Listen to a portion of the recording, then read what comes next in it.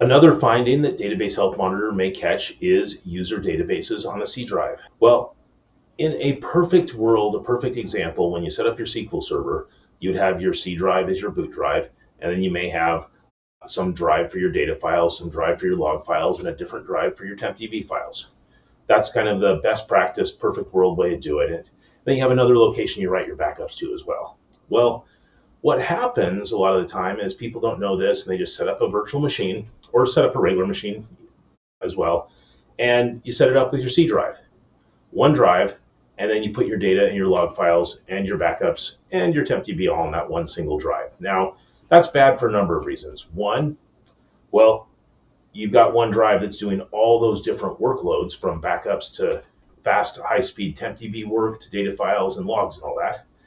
And it's on your boot drive. And if over time that fills up, well, what happens is that when your C drive gets full, your computer may be in a position where it crashes and it takes the whole server down, and it may not be able to start up because there's not enough space for even Windows to run at that point.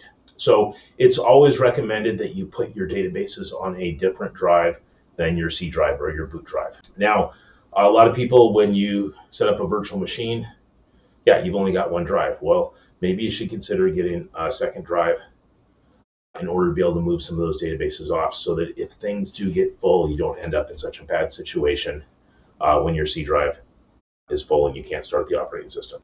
Thanks for watching. I'm Steve, and I hope you've enjoyed this video. If you like it, please click the thumbs up icon.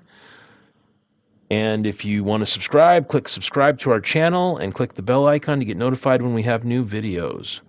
All right, have a great day.